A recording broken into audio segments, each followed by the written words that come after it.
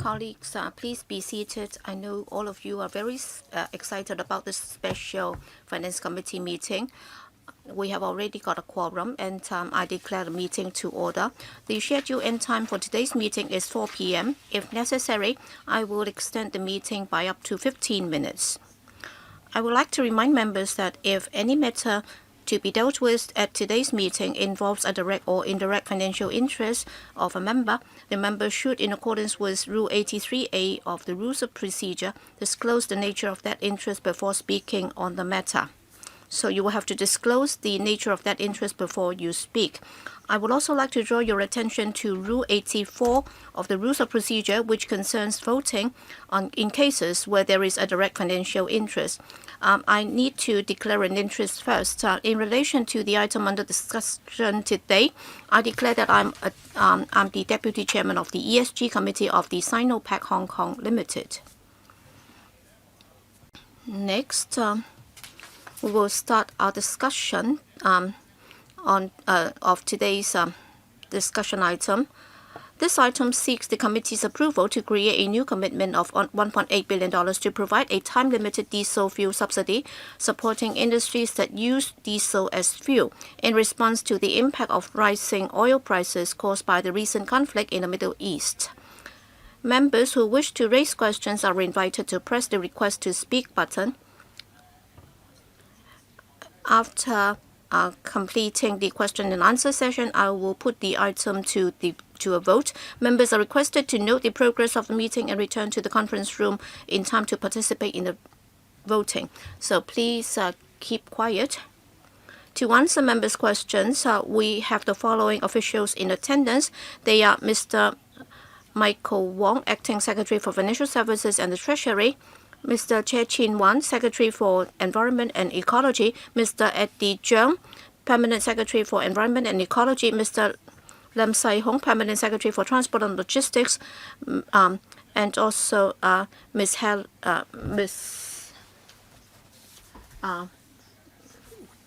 Angela Lee from the Commerce and Economic Development Bureau. Well, as you might be aware, the relevant panel has not discussed this item yet before seeking funding approval, and therefore there will be a PowerPoint presentation by the Acting Secretary to present the item. I can see that some 49 members would like to ask questions, and therefore I would call upon the Secretary to be as brief and concise as possible. Over to you, please. Thank you, Chairman. I'm grateful to all the members who are present today, and thank you for organizing this meeting at such short notice. We all understand the importance of the matter. Yesterday, we reported to the Chief Executive on the matter, and today's funding proposal is about this fuel subsidy. But then actually there are 4 initiatives to be introduced, and therefore to show you the full picture, I'll be briefly talk about those.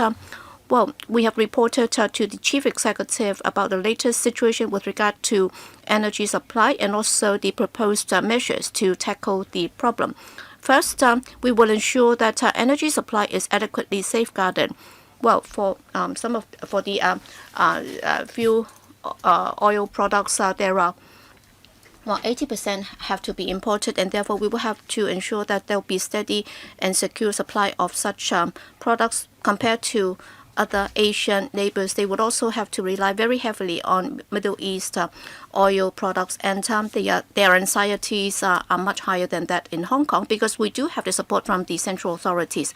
And secondly, we will also require local suppliers to maintain stable fuel supply, and the Environment Bureau has already met with all the oil suppliers in Hong Kong. They have all assured us that the current supply is steady, and they will continue to maintain steady supply. And we have also met with Chinatown Gas, Chinatown Gas, and also the relevant suppliers to ensure that the supply is stable. And we will also be monitoring changes in local vehicle fuel prices closely. And the Competition Authority has already met with local suppliers to ensure that they remain stable, and they have also emphasized the importance of fair competition. And we will also be closely monitoring international developments and energy price trends. But there are several guiding principles that are very important, and I'd like to explain them to you. Well, first, oil prices fluctuation would affect different sectors in the community, and therefore we will give priority to sectors most affected by rising fuel prices, especially public transport and related service industries. Secondly, as public transport fare adjustments are subject to government approval mechanisms, and they should be handled within the existing approval framework. And of course, we will expedite any applications that are submitted. Thirdly, private car use involves personal decisions and alternative choices. In fact, there are many alternative choices available in Hong Kong, and therefore it is not the primary consideration for the government. Fourthly, support measures should be time limited and short term to avoid risk to public finances, because any measures should be targeted and short-term in order not to bring any risk to public finances. Fifthly, we have also noticed that there are different comments in the community saying that public transport services will be heavily affected by rising diesel prices. Consideration should be given to providing appropriate support. So after considering all these factors, our group has suggested these 4 targeted short-term measures to the chief executive. First, despite that international oil prices have come down a little bit, is still on the high side, and therefore what is going to happen in the future is still something uncertain, and therefore we provide fuel subsidy on a limited basis, so that we try to support relevant trades and also commercial vehicles in order to ease the pressure on fare rise. We expect that that would need about 1.8 billion Hong Kong dollars. And the government will also be waiving all toll charges for franchise buses, including trucks, PLBs, and so on. So we'll be reducing that by 50%, and that would last for 2 months. That does not include motorcycles and private cars. And then for the tolls to be charged, for the charge waived, that will amount to some $160 million. And there will also be a special public transport service special support application task force to assist the public transport sector in applying for support in response to rising diesel costs. We will consider the affordability and related matters in order to assist the operators to flexibly cope with the rising fuel costs. We will also consider integrating and consolidating services in order to enhance service efficiency, and we will also be making use of smart measures to help them. So the Bureau Director and also the Deputy Secretary for the Environment and also the government economists would also be assisting in the process. We will also dynamically monitor market and oil price changes and adjust measures according to actual circumstances. That will be something very dynamic. And the CE has accepted all the 4 recommendations by the task force, and we have been asked to implement them as soon as possible, and we will continue to monitor the developments and the latest situation. That's all I'd like to say for the time being. Thank you. Well, as you have noticed, some 52 members have asked to speak. And as there are many members who would like to speak, so I will try to limit everybody to 3 minutes, including both questions and answers. So please be precise and concise. And please note that, the acting secretary has put forth some 4 short-term measures. But then, in fact, what the FC has to approve is only item 1. That's to provide diesel price subsidies to alleviate the impact of rising fuel costs on a time-limited basis. Yes, you might have comments on the other 3 measures, but then we should not be delving into those in detail. I suggest that you should resort to the panels to discuss those issues. But then, as the paper has only come at short notice, so I'll be relaxing the requirements. But then, if there are any duplications or overlapping, then I will stop you. So I will read out the first 10 names who have asked to speak: Sunny Tan, Chen Siu Hong, Dennis Leung, Peter Douglas Kuhn, Tam Chun Kwok, Siu Ka Fai, Lee Chun Kang, Andrew Fan, Cheung Pui Kong, and Carmen Can. So 3 minutes each. Sunny Chen. Thank you. Good afternoon. Acting Secretary. Well, for international oil prices, they have been very volatile. I can see that the SAR government has acted promptly, and the DAB and the Economic Alliance, the EBPA, is in full support, and we support this initiative. And as the Acting Secretary just said, we have to ensure that people's livelihood will not be adversely affected while balancing the need for a tight budget, and therefore we have to support you in order to ensure there will be smooth running in the community. But then if you look at the feedback from the community, because SMEs are also a very important part of our community, they account for some 98% of the total number of enterprises in Hong Kong. So I'd like to know whether or not the government has looked at the needs of the SMEs when they have to tide over this very difficult time. Well, there are some suppliers that have to do with oil supply, for example, the aviation sector and also the shipping sector. So what about their service providers? Well, competition may not be very keen in those sectors, and therefore the fuel surcharge might also affect the competitiveness of some SMEs. And therefore, I'd like to know your view on this and what initiatives can be proposed to help them. Thank you. Thank you, Chairman. Thank you, Mr. Sun Lee Tan, and also thank you for the BPA support for our proposal. Well, with regard to the plight of the SMEs, we have been monitoring that closely. In fact, under the Commerce and Economic Development Bureau, they have already got a center to support the SMEs. And if you have any concerns, we can also refer that to the center, and then they will consider it accordingly. But then basically, we will have to help those in need most. Because if you look at what happened during the pandemic, in fact, we introduced very drastic measures, and the scale was also very large. But then that would already, because at the time, many sectors were affected. I don't think we are at that kind of situation now, and therefore we have this dynamic monitoring of the situation. If they have any needs, they are welcome to approach us, and then we will see what we can do. But then we will also have to do this as a balancing act, because we also need to monitor closely as to how public funds are used. But then what about service providers? Can you monitor them so that when they introduce surcharge, that would not be excessive, because they would not be favoring the larger enterprises, so that the SMEs might be made to pay more? Well, that depends on the individual sectors, because sometimes certain fees are already regulated by the government. Then of course the government has a role to play. But then if that's out of mutual negotiation, then we would be very passive. We can only appeal to them to look at the needs of each other. But then I think that the community has also got its comments and views, and therefore in due course, we will act accordingly. But then that would depend on the regulatory framework for individual sectors. Next, Chen Xiu Hong. Thank you, Chairman. Well, given the current international situation and the price trends of oils, there are some force majeure at play. And therefore, well, we have introduced these 4 measures that are short-term, and they are time-limited, and I support them. And also, the government has already taken into account what support measures should be introduced, and they have got these 5 guiding principles. I understand them, and I fully appreciate them.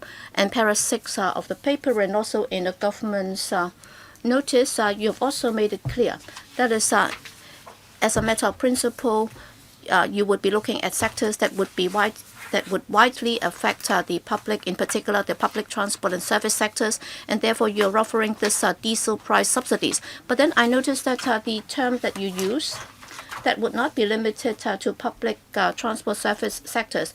And in fact, you have also kept one term there. That is for the related sectors. If they use diesel as the main fuel, and vessels and also related sectors would also be covered. And of course, I support the relevant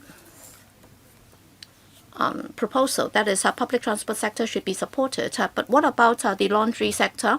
They might also be using diesel as the main fuel, and therefore, I hope that they can be covered in the paper. That's very briefly touched on. And these are sectors that would be seriously affected. But then you've only highlighted some of the main sectors. So I'd like you to clarify. That's the first point.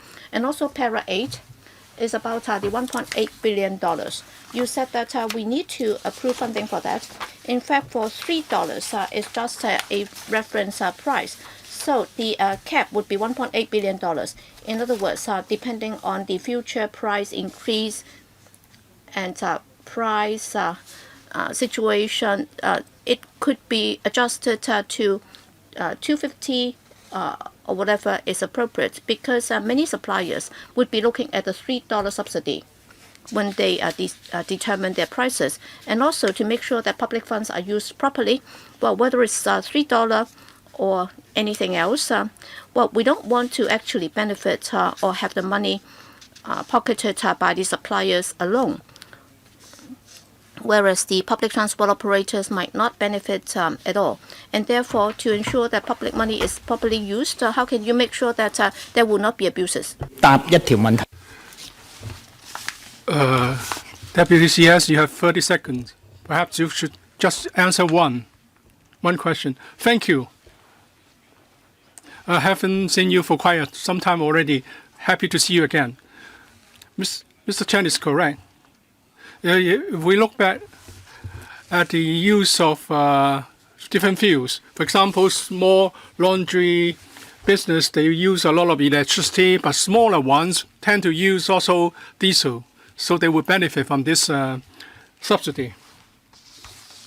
Members, please remember, don't ask lengthy questions, otherwise you don't get full answers. We know that starting from December last year to March this year, international oil prices has increased almost by 100%. And if we look at the benchmark prices, it's an increase of $3.3 or 11%. So I support the government's proposal to provide $3 subsidy to tie over the businesses. Sometimes for public utilities, their fees and charges are affected by fuel or oil prices. So they may apply for the upward adjustments of fees and charges. The government should pay close attention to such applications so as not to affect people's livelihood. We know that some SMEs may not be able to weather this storm of rising oil prices. I hope the government would pay close attention to their difficulties, so that there will not be any significant impact to inflation or prices or the employment market. Thank you for your support. I just want to add one point here. Public transport.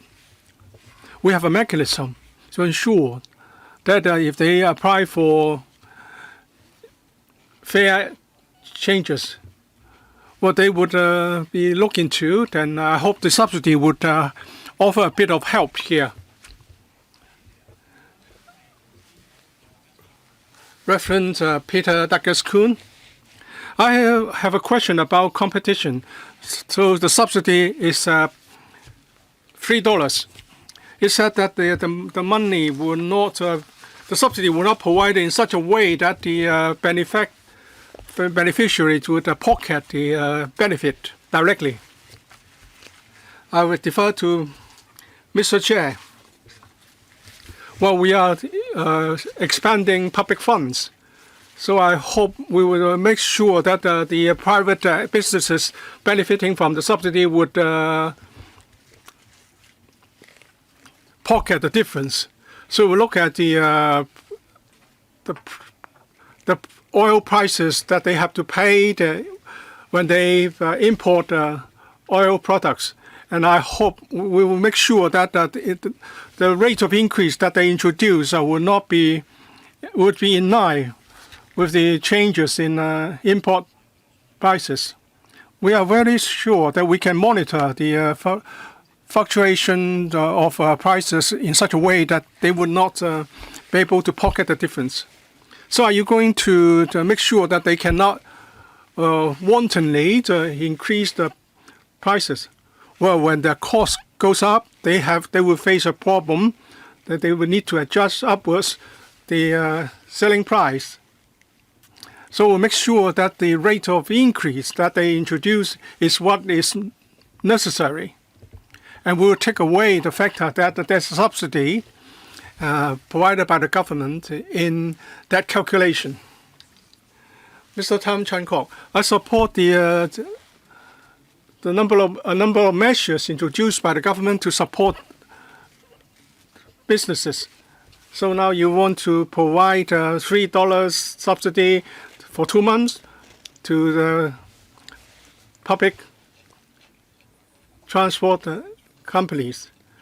But it's difficult to make sure that the oil companies will not increase the prices further subsequent to the introduction of the subsidy. So you're saying that you will make sure that the subsidy will not be pocketed by the oil companies themselves without benefiting the end user. So how do you come up with this total sum of $1.8 billion in the ceiling? I thank Mr. Tam Chan Kok and the NT Association for their support. We have to make sure that the pump price is reflected, is fully reflecting the subsidy. Mr. Chair has already answered the other question. Perhaps I can ask him to repeat it. As I've said, we're very concerned about that the oil companies might pocket the subsidy directly. So we'll look at the cost, the price they pay for the oil product imported into Hong Kong. And then when they increase the pump prices, they will not do it on top of what has already been subsidized. So we'll make sure that this will not be the case, but for further details, we can work out arrangements with the oil companies. Mr. Xiu Ka-chun, you know that if you run a business, you do have to face some risks. So businessmen have to bear the consequence of risk. They have to bear some risk, even for risk in oil prices, is fluctuations.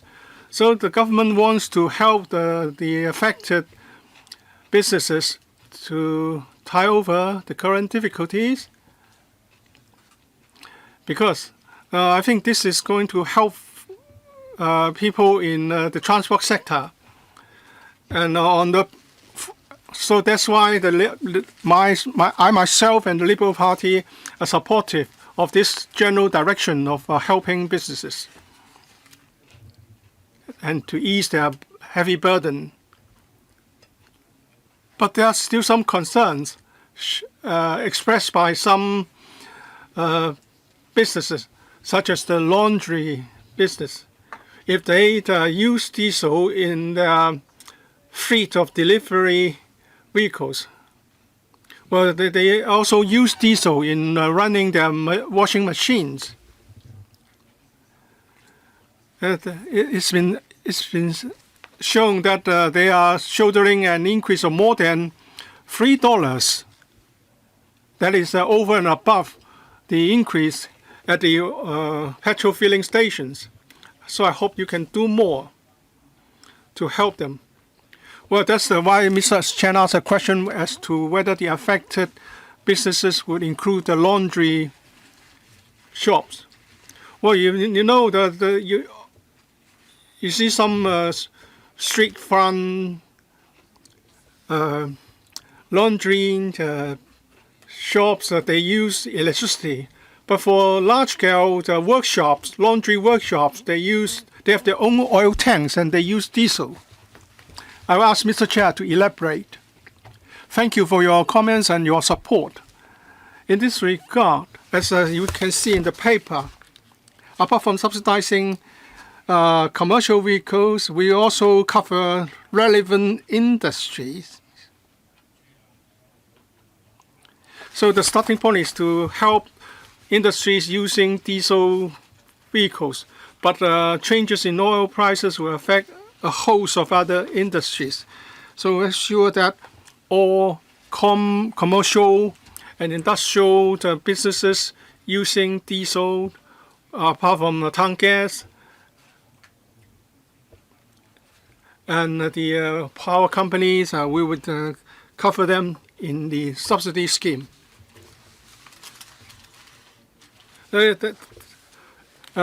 Industrial diesel and diesel fuel for vehicles are different.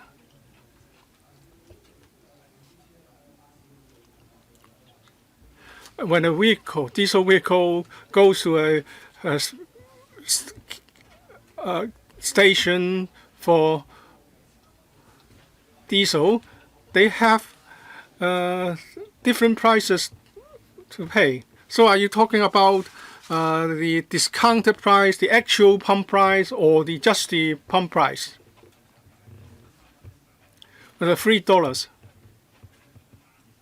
is that when the bill is presented for every liter of diesel, the $3 will be deducted from the price, and that is to say that $3 will be deducted from the discounted price, the actual price. First of all, I would like to express my support for the subsidy scheme. You mentioned that Nelly bus, estate service buses, and so on, and you're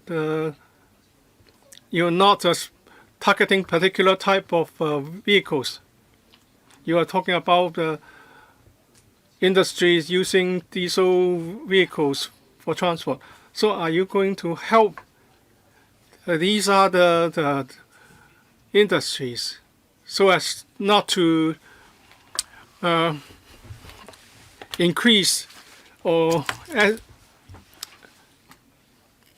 getting a higher price for them? Well, we would only look at the commercial vehicles. As the paper suggests, we will look at the trend. We want to make the schemes straightforward and easy to understanding. So the scope is what is stated in the paper now. Oil prices are fluctuating rapidly, and people's livelihood are affected. So I support these short-term relief introduced by the government, and I do understand the government is very concerned about people's livelihood and their concern. As for oil prices, well, they tend to go up rapidly but go down very slowly. So I hope you can get more details from the markets to ensure that prices are more transparent than they are now. And you should also look into the mechanism to regulate, to properly monitor and regulate oil prices or fuel prices. On the second question first, in Hong Kong, we do not regulate the fuel market like other places.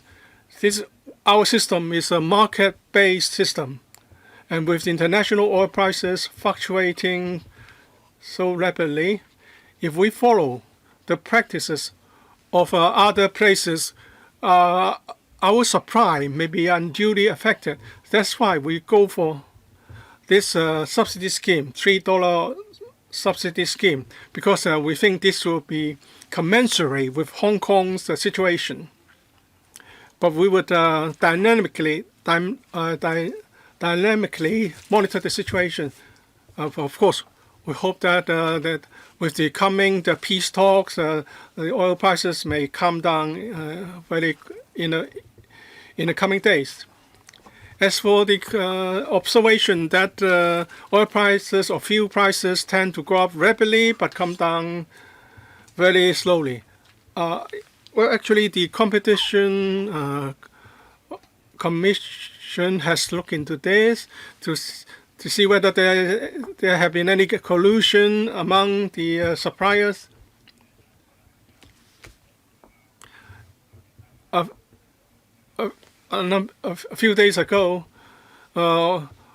with the news of a coming oil price coming of future peace talks, or oil prices come down from 120 to under 100.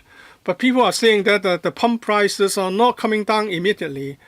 But the pump prices in Hong Kong are linked to the prices of oil products, not the crude oil prices.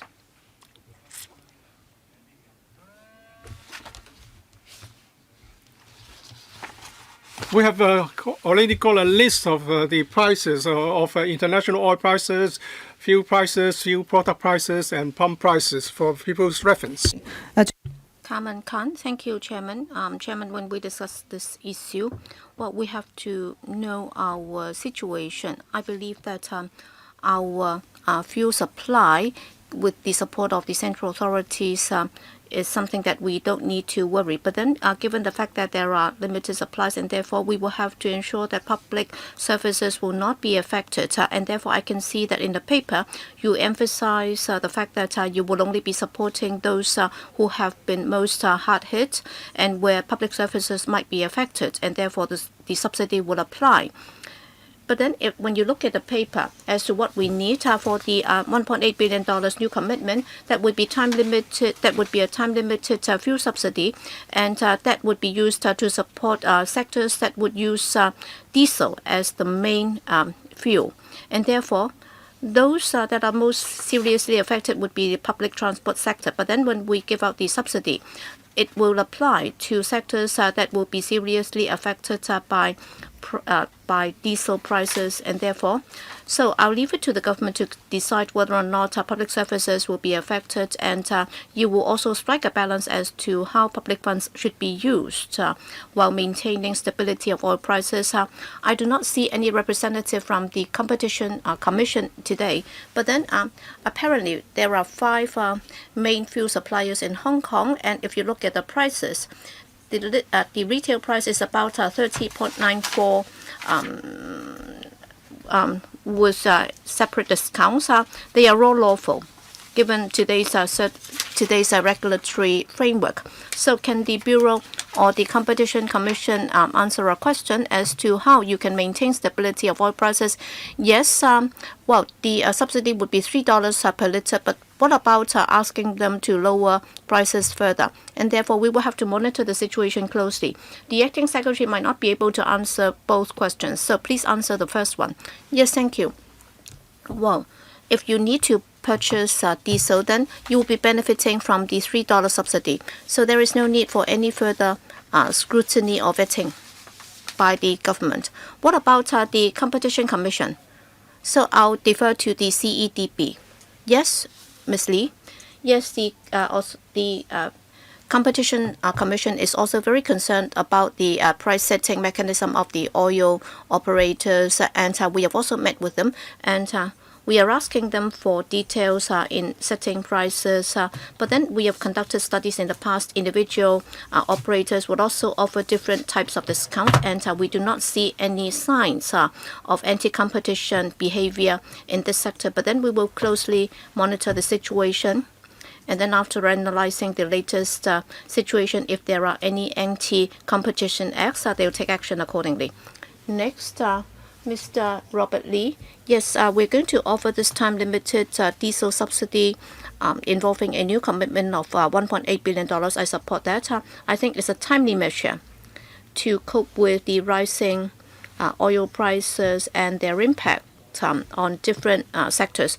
I have 2 questions. First, on the one hand, some members have suggested that for oil companies, will they be raising prices quickly, and then they will be slow when it comes to lowering the prices. But then Hong Kong is a place with the rule of law, and then for a corporation running normally, there might be factors affecting their price adjustment mechanism, and therefore in the future, can you make sure that oil companies will enhance their price transparency so that they can provide the information to the public on a more frequent basis so that the public would understand whether or not their prices are reasonable or not, and also the considerations behind their price mechanism.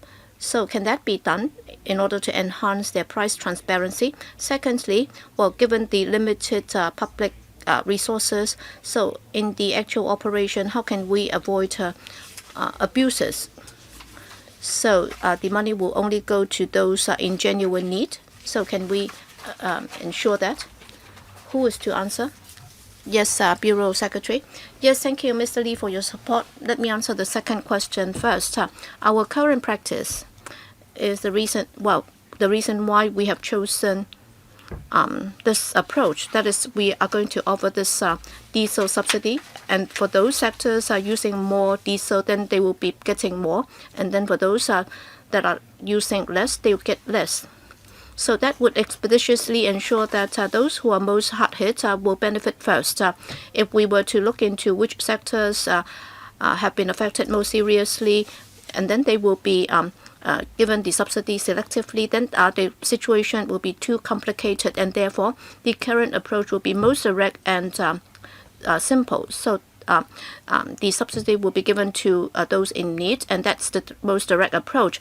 You also talk about price transparency. Yes, we are well concerned about this, and therefore for commodity oil and also the import oil prices, we're going to announce it on a weekly basis so that the public will have a better idea as to the volatility of oil prices, and also the pump and how that would the imported prices differ from the pump prices, and also the oil companies can also do a bit more explanation and so on. We have already reminded them of the importance of that. Thank you. Next, Mr. Ray Wong. Thank you, Chairman. We are more concerned about the fact that they might be hiking prices more quickly while lowering them more slowly. So in doing so, the benefit will go to their pockets instead of the public, and therefore it will not be very transparent, and they will actually be pocketing the money themselves instead of benefiting the public. So can you ensure that there will be price transparency, as the Secretary said that more information has to be provided to the public? So can we come up with the standards as to how information should be disclosed? For example, if we can get an agreed threshold, for example, coming up, if the oil companies can be given some incentives, if they do not exceed that threshold, then they can have some autonomy in terms of setting the prices, and they would also have to follow the guideline. In doing so, we would not be affecting the market, and yet on the other, they will have some rules to go by. So would that be possible? And also there are also some delivery services and deliverymen riding on motorcycles and so on. So can that also be offered to them? Because for such a motorcycle delivery workers, they can also benefit from the subsidy. Thank you. Thank you, Mr. Ray Wong, for your support on our initiatives. On the 2 points that you made, yes, we can consider that. In particular, the Environment Bureau can also discuss with the Competition Commission, but then I would not say which way is the best. And secondly, as Mr. Chair, the Bureau Director already explained, we adopted the most simple and effective way instead of determining whether or not the motorcycle is for self-use or for delivery purposes, and that has to be decided by the gas refilling station, and that would be a bit too complicated. Next, Ms. Maggie Chen. Thank you, Chairman. My question is about financial monitoring and auditing arrangements. Well, I can see that in para 7 of the paper, you talk about the task force. The task force will continue to conduct dynamic assessments, coordinate bureaus and departments to prepare contingency plan and formulate forward-looking strategies. I'd like to look at this task force. That is after the subsidy has been rolled out, after 2 months or so, or within the 2-month period, you would publish how many subsidies have been distributed, and also the distribution of the sector benefiting from this in order to enhance the accountability and transparency of this initiative. Thank you. Thank you, Ms. Maggie Chen, for your support. But then if it were to be done on a daily basis, then you would understand that if it's done too frequently, the administrative cost will be overwhelming. But then what about doing that on a half-monthly basis, that is by monthly basis or monthly basis? We will try as far as possible to enhance the transparency of this. Thank you. Next, Mr. Stanley Ng. Well, the FTU supports this arrangement that is a timely measure to ease the pressure on commercial vehicles and also the pressure on the public. But then we are also concerned that this measure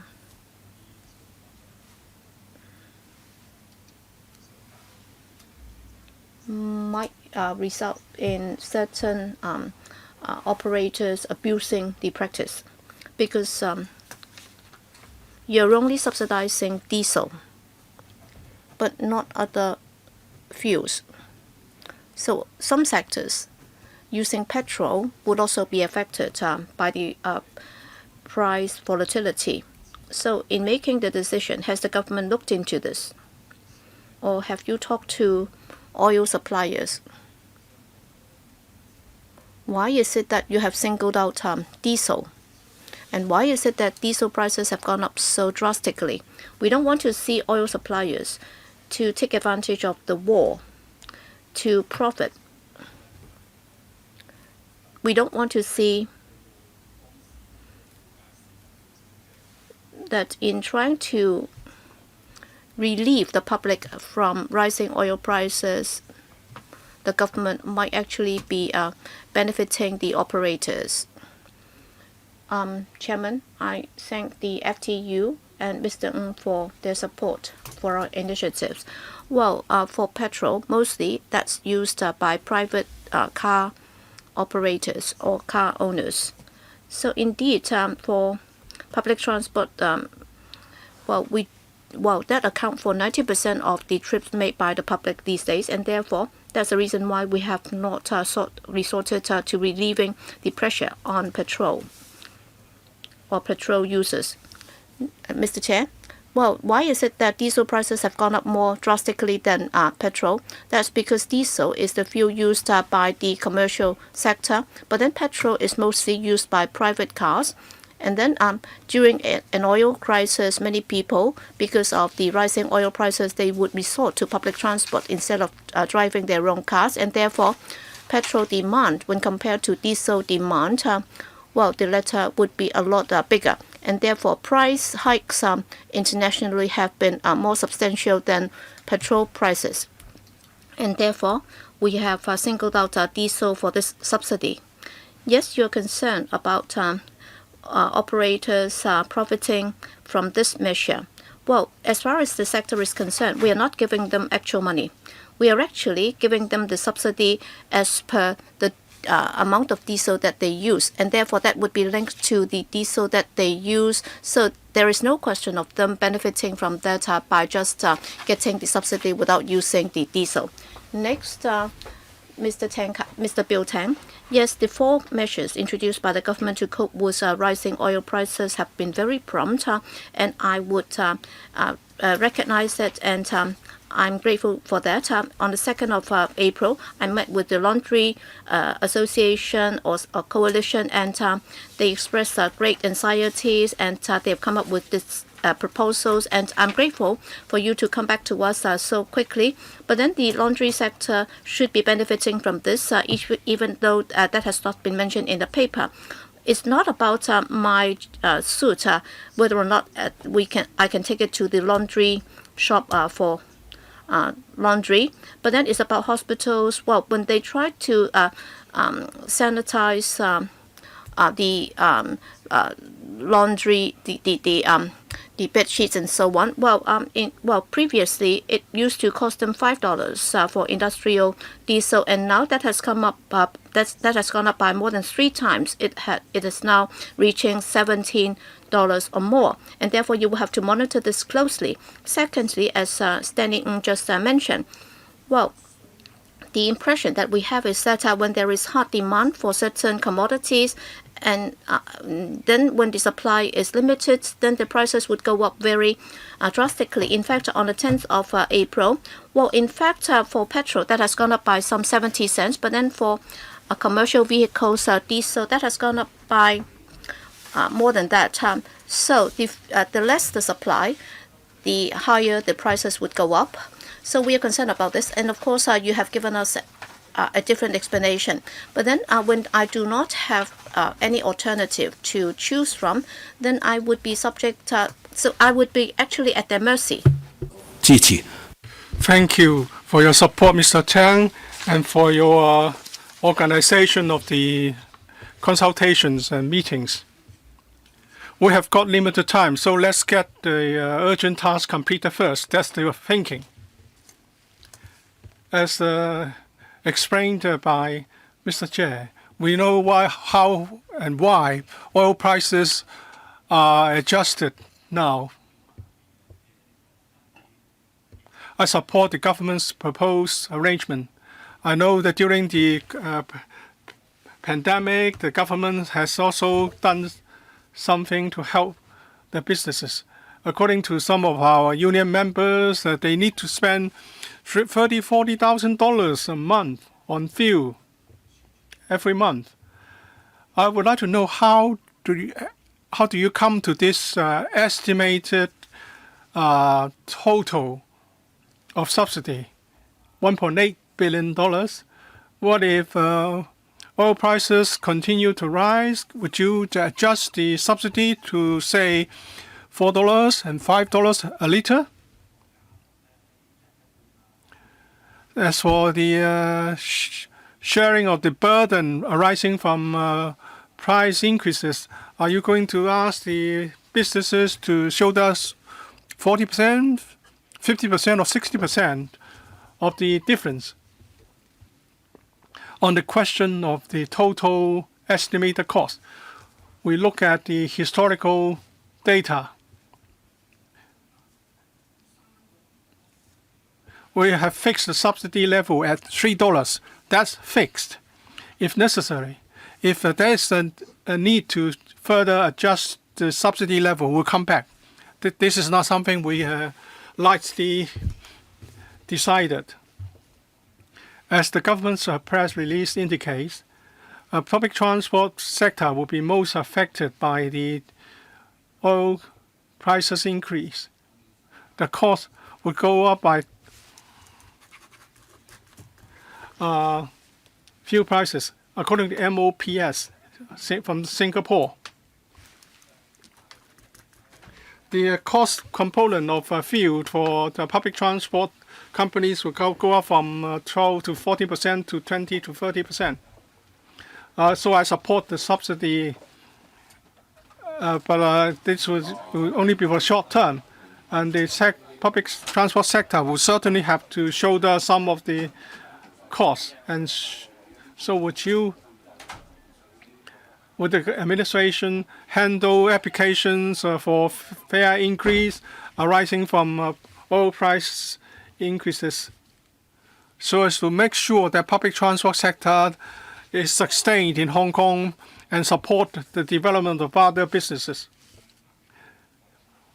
In Japan, Korea, and Philippines, well, they are facing a double whammy. Apart from price increases, they are also facing shortage of supply. Hong Kong is different. We have 80% of our oil products imported from the motherland, so we're grateful for the support. But we have to be mindful of the impact, the likely impact of shortage in terms of quantity. So everyone should do a part. They should reduce the use of private cars, the use of water, and use air conditioning less, so as to not just protect the environment, but also do our part in preserving fuel. I would like to ask the government to see whether fuel market will be incorporated into the 15 5-year plan program. Well, I fully agree with your remark that we are thankful for the support from the motherland. At the present, we don't have to worry about supply, but unlike many other Southeast Asian countries, they are very worried about the supply. And I won't go into details. We are in a lot of discussion with mainland counterparts. I'm sorry.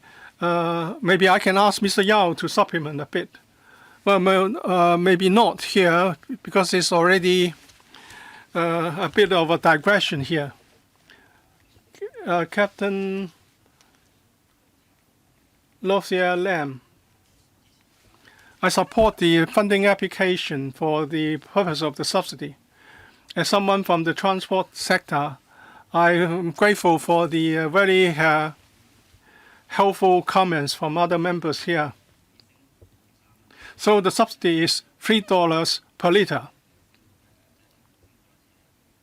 It only accounts for 1/3 of the oil price increase.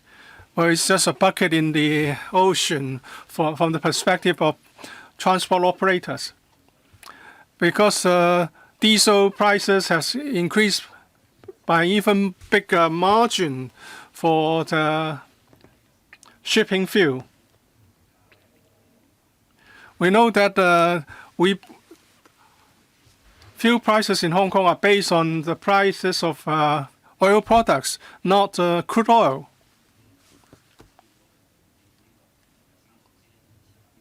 I know that there's another measure to set up a task force to handle application from public transport operators for fare adjustments or for the rescheduling of routes or adjusting the schedule of service. So the other measures mentioned should be expedited. They may offer even bigger help than the subsidy. Well, we're talking about a sharing mechanism. It's difficult to ask public funds to meet all the impacts arising from the fuel prices increase.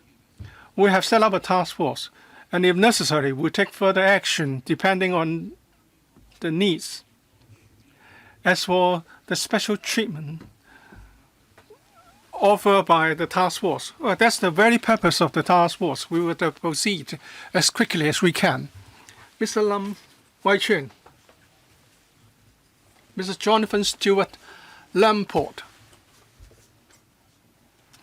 Well, I'm grateful for the government for taking swift action to address the concern of the industry. Well, the industry has been suffering from high fuel prices for more than a month now. Well, we can't expect immediate changes or relief coming from the adjustment. So some businesses may not be able to survive the current crisis. Would you be ready to do this retrospectively so that people affected by businesses affected by the fuel prices will be given a subsidy in a backdated way? Well, we don't have a retrospective arrangement. We hope that in the coming months, fuel prices will come down. But it's difficult to have a perfect match in terms of timing. There's always a time lag. So we would help those in need. But I understand from Mr. Lamport's comments that some businesses have been subject to the implications for over a month now. Mr. Alan Chick, I support the special measures. According to the paper, this is a time-limited and temporary measure.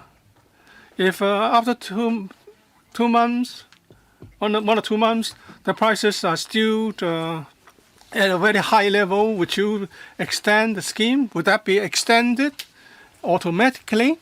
And the subsidy is to relieve some industries from the need to increase fares and prices. But I understand that some public transport operators are saying that they need to increase fares. So when assessing such application for fare increase, would you take into account the fact that they would be given a subsidy? Thank you for your support, Ms. Sheikh. Well, we set up a task force, and that's one of the reasons of setting up the task force is to monitor the situation. If we don't think we should come up with hard and fast indicators. We don't need to forecast or estimate what would happen in 1 or 2 months. We're just saying that we would launch necessary measures as and when necessary. I'll ask Mr. Yao to supplement.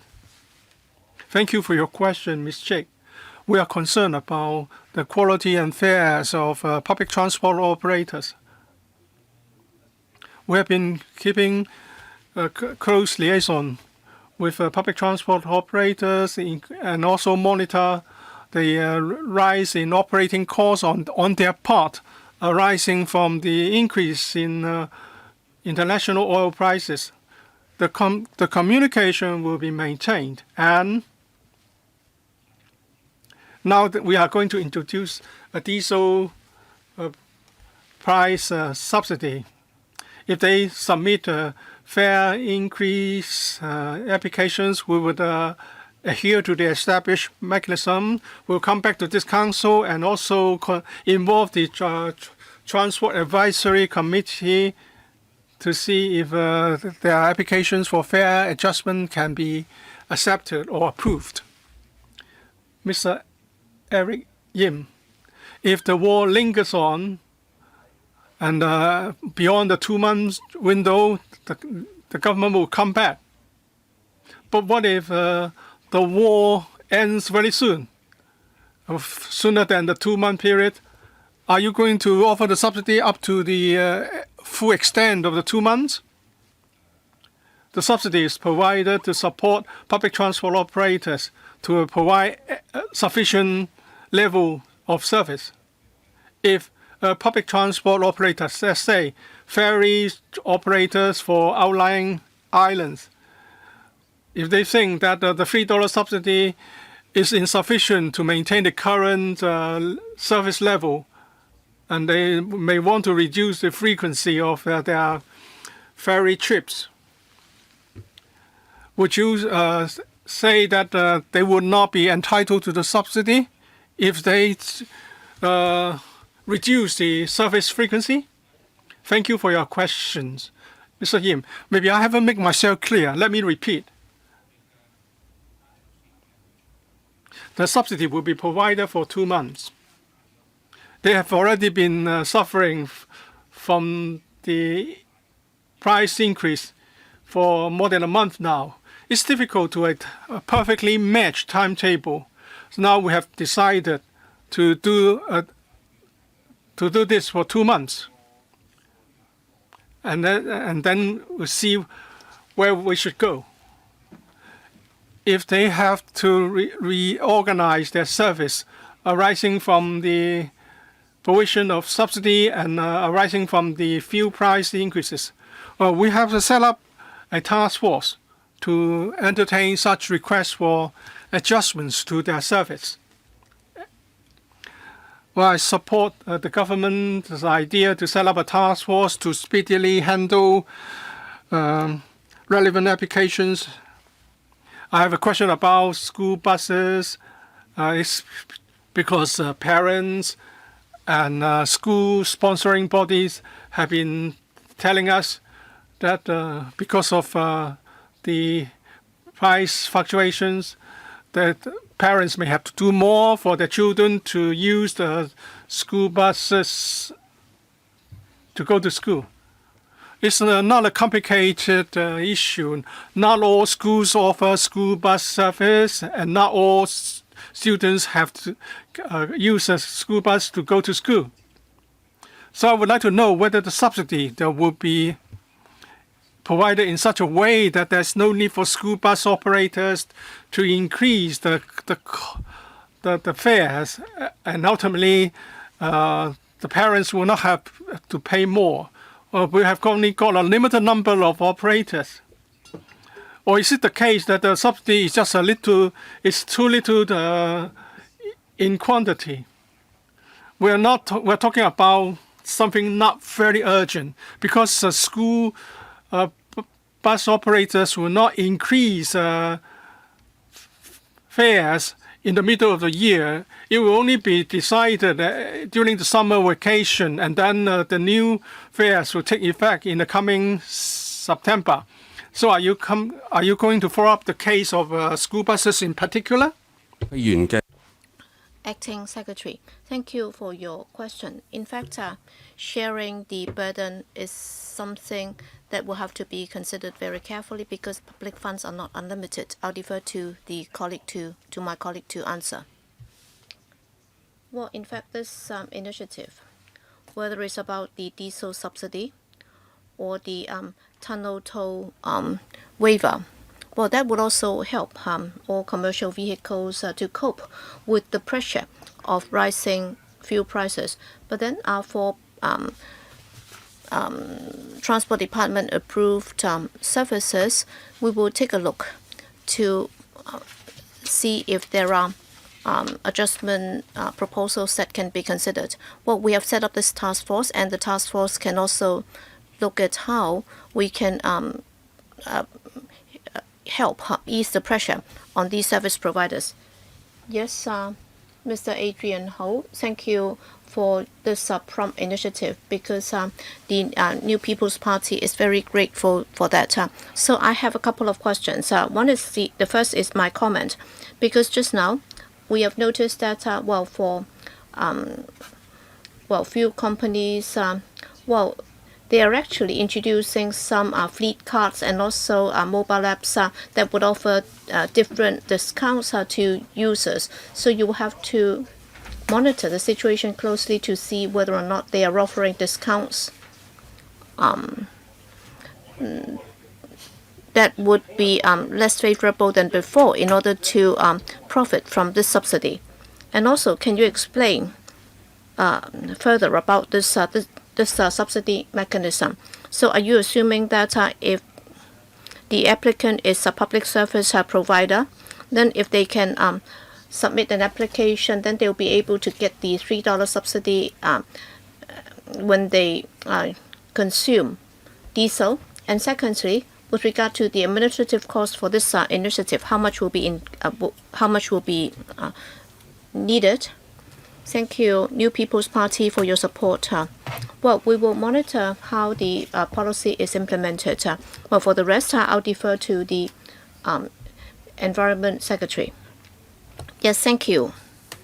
Well, basically, as you just said, the amount of fuel sold by the company will be matched by the government in terms of the disbursement of the subsidy. So, of course, there will be a checking mechanism to ensure that they will only get what they use.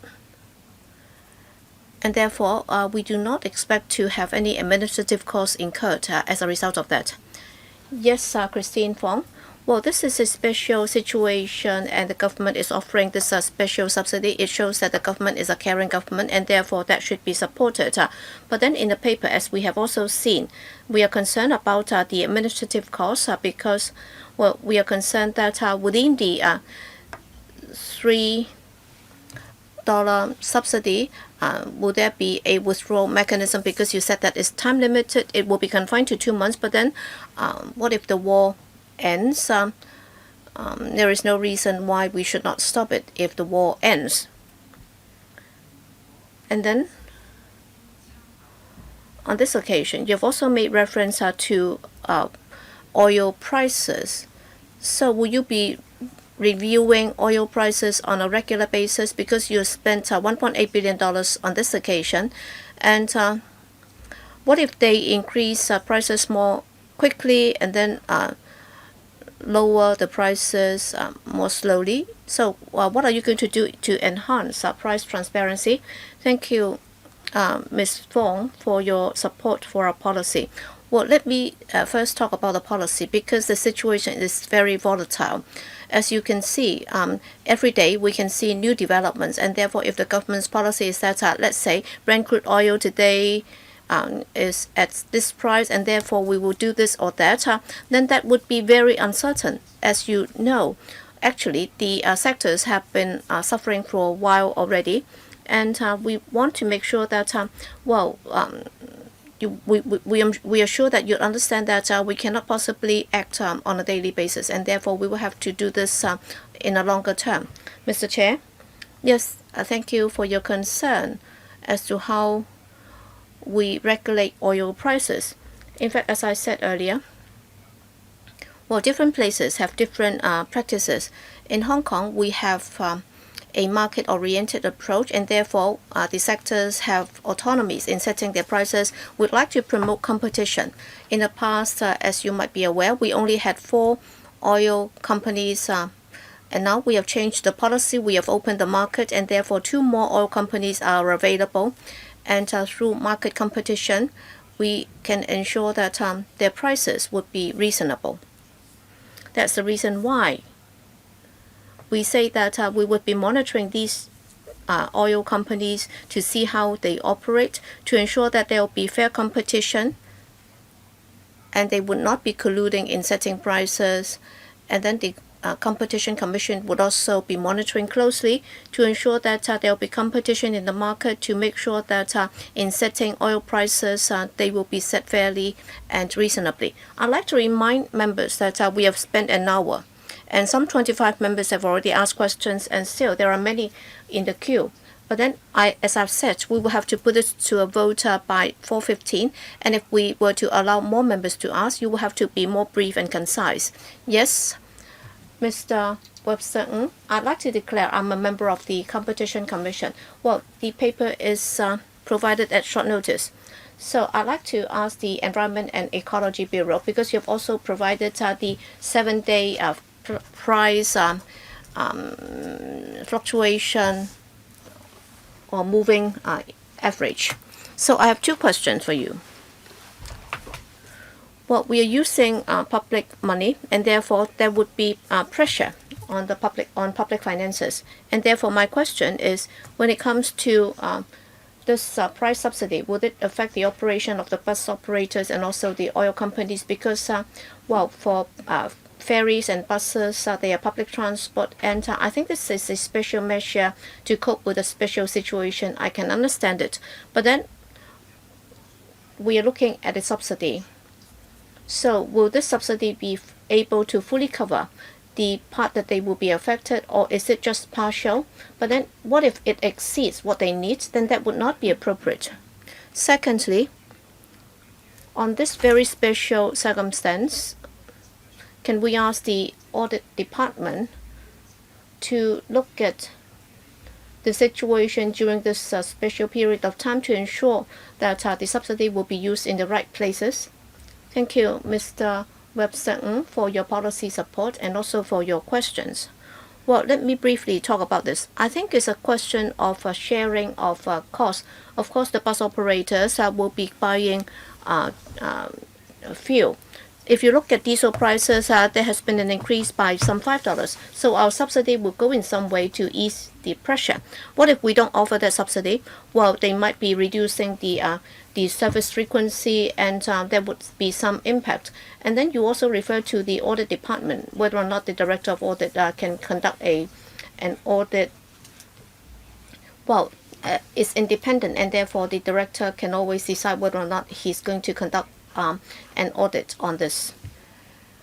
Ms. Joey Chen, first of all, I support the government's proactive initiative to ease the pressure of the sectors. Well, the paper says that the Competition Commission will continue to look at whether or not there is collusion in the market or whether or not there has been unfair competition to ensure that there will be level playing field. But then whether or not the oil companies are working in collusion, well, that's something that is debated in the community.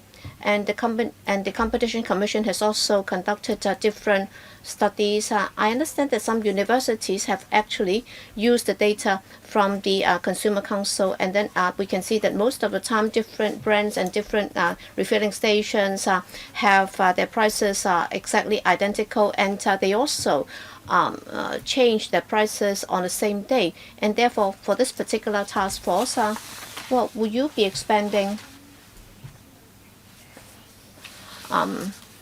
your survey so that Consumer Council data would also be collected?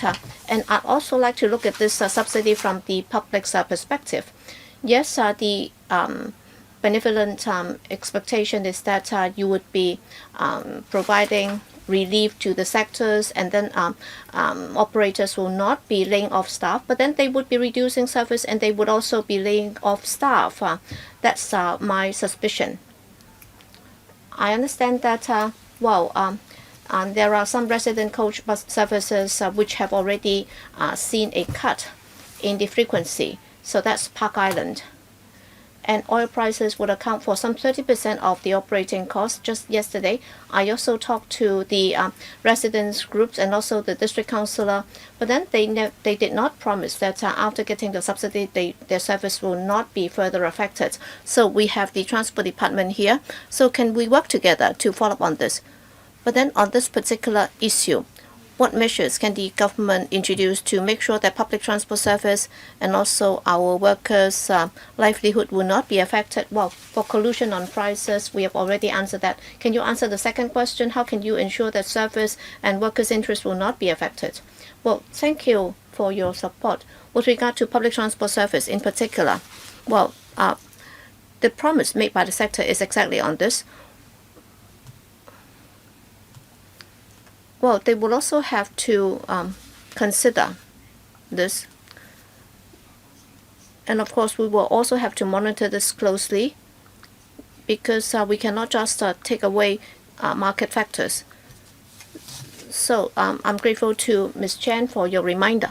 We will be very closely monitoring this. Yes, thank you, Chairman. I can see that many members have asked questions on this. It's not about the short-term pressure.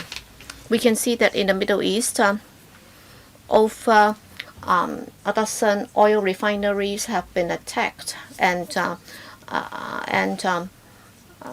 disrupted. And therefore, I support this time-limited initiative. I have two questions, because as a parent, I'm also concerned about school coach bus service, because kids have to go to school and they will have to use such a transport mode.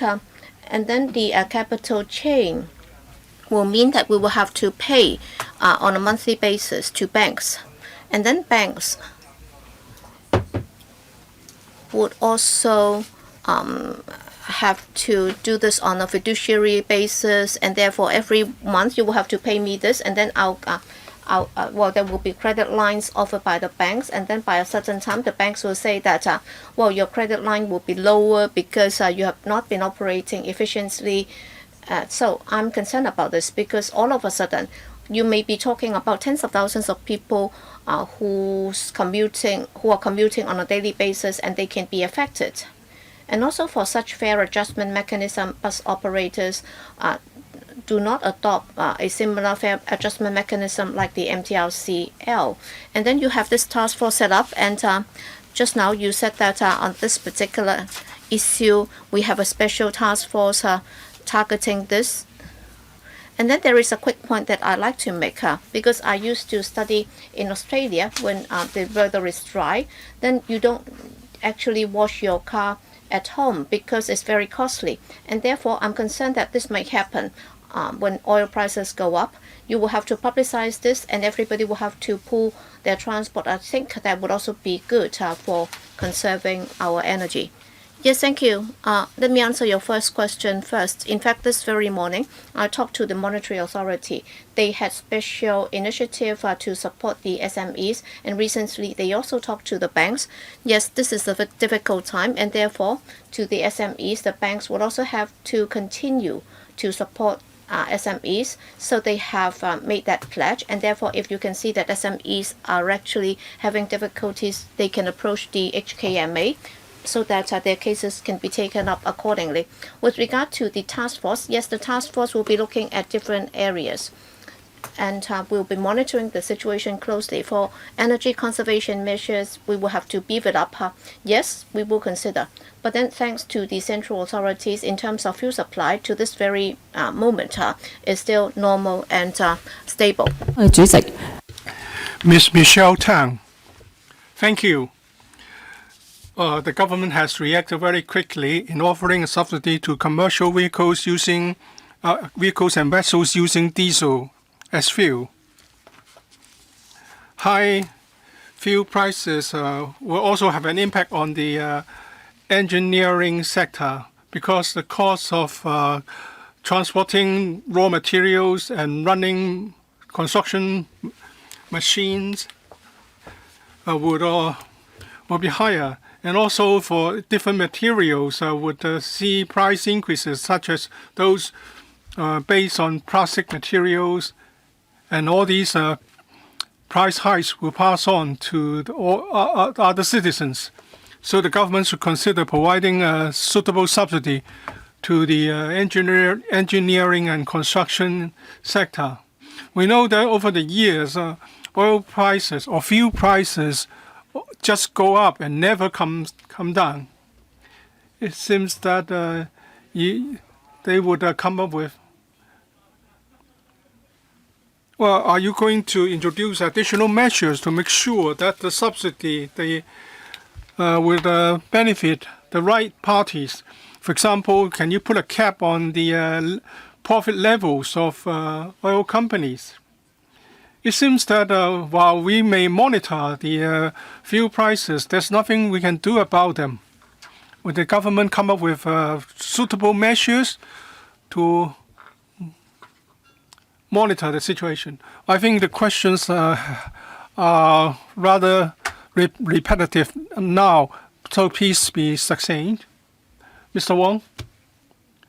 Every sector, every industry using diesel as fuel will be benefited from the subsidy scheme. But of course, one single subsidy cannot really benefit everyone.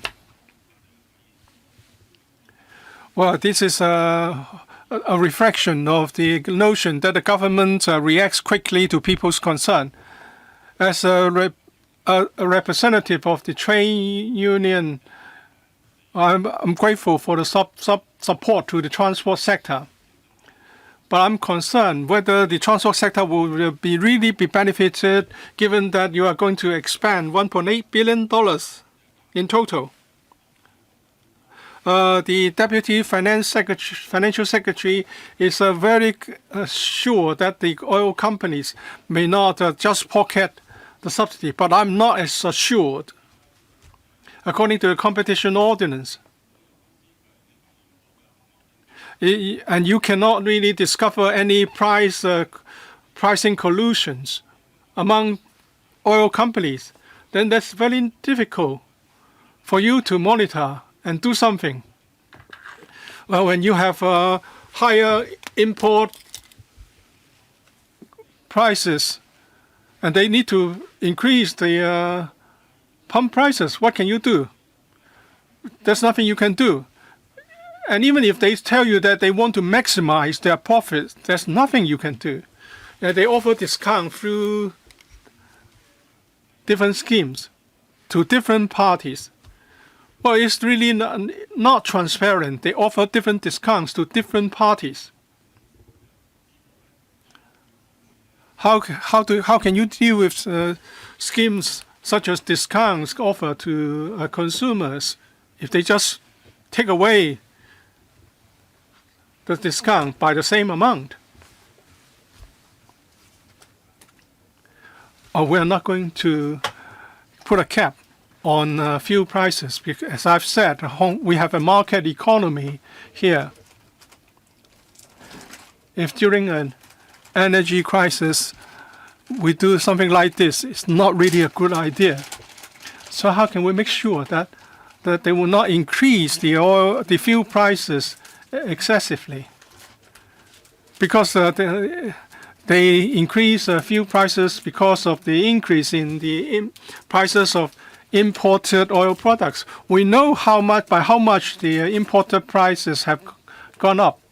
So we would certainly make sure that the rate of increase of the fuel prices will not be more than what is reflected by the increase in imported fuel prices. But of course, in the long run, fuel prices adjustments will be left to the market. Mr. Yu Ming, I support the government's proposal to offer $3 subsidy for 2 months to commercial vehicles and vessels. We're talking about expending some $2 billion, or to be exact, $1.8 billion in subsidy for diesel. The government should make sure that relevant parties will not be able to reap excessive benefits by putting up or increasing prices excessively. Well, the subsidy scheme will last for 2 months. If the situation in the Middle East doesn't improve in coming 2 months, I'm concerned that oil prices will not come down. So what can the government do then? But the war may wage on for a long time, and the government cannot afford to provide a subsidy indefinitely. But in the meantime, can you also do something else to reduce the burden, such as licensing fees adjustment? Are we going to do more to help the transport sector? And what about the longer term? Is there going to be a mechanism to deal with longer term problems? As I've said, this subsidy will be offered for 2 months. Even in the meantime, the international oil prices come down. Because, as I've said, it's difficult to have a perfectly matched timeline for the two. The government has set up a task force to look into the supply of fuel. So in the future, we would come up with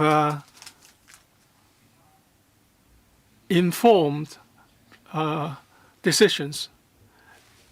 I will ask Mr. Chair to elaborate on the use of energy and the EV promotion. The government has done a lot in the promoting of e-vehicles. At present, the newly registered vehicles, 7 out of 10 newly registered vehicles are EVs. And we'll talk to the bus companies over the incentive to be offered by the government so that their fleet will be converted to e-buses. If we want the fares and costs to come down gradually, we cannot force an immediate and sudden change for EVs. I'm an independent non-executive of an energy company. The subsidy would be able to stabilize fuel prices and offer help to the industry. 80% of fuels in Hong Kong are from the mainland. So I would like the government to maintain close liaison with the mainland authorities to stabilize fuel prices in Hong Kong. I would like to ask the administration how many permanent arrangements have been agreed on with the mainland authorities. So what are you going to do to ensure that the security of fuel supply can be secured? And the war may last for a long time. So you may have to consider releasing more information without compromising the confidentiality requirements to the market, so as to make it more transparent. Thank you for your support. The central authorities, the motherland, have been doing a lot for the fuel supply for Hong Kong. But for the release of more information, that's not something I can do, given the current situation. But you look at the supply side and the supply side in some other places. Some are already introducing a cap on fuel consumption. And we don't have to do this in Hong Kong. It's because of the support from the central authorities. I've heard your comments. I would certainly take them on board and consider them after the meeting. Mr. Professor Michael Ngai, I support the measure introduced by the administration to support the industry in the current situation of high fuel prices. I hope before the end of the 2-month subsidy period, there should be early discussions in the administration to decide whether the subsidy should be continued, discontinued, or modified. And the government should give advance notice to the industry and the public so that they understand what would come after the 2 months period, and that would avoid also a vacuum period. Many buses and minibuses and taxis are using LNG. Although the price of LNG has just gone up by 10 cents, I hope the administration will continue to monitor the price situation.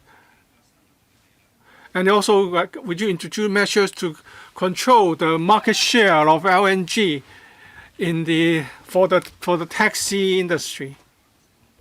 Thank you for your support. We don't think it's a good idea to introduce a hard and fast rule. The task force led by the FS will be monitoring the situation.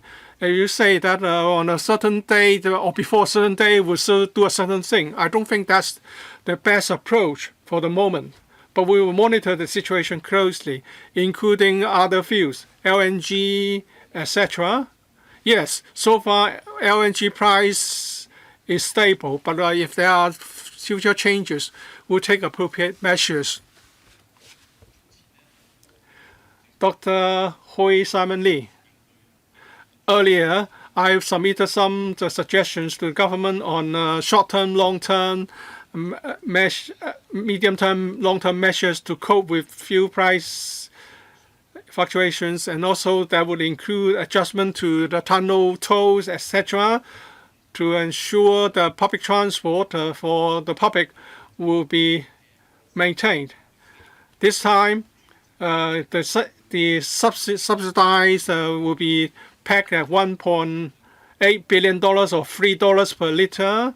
This is going to be steered by a task force. Well, it's a new approach and a very good one at that.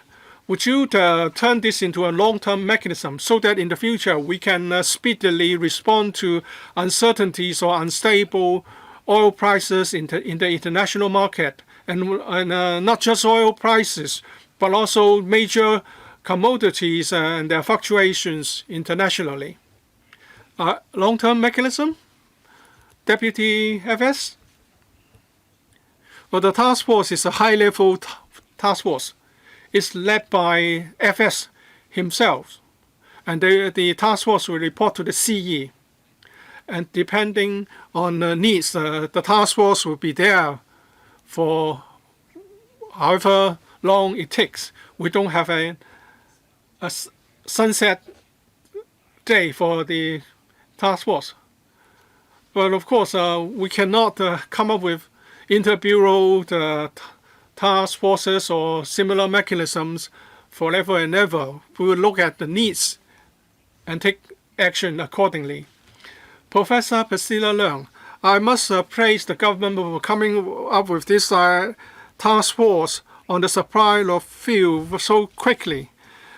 And this has been done even before we put in urgent questions in this council.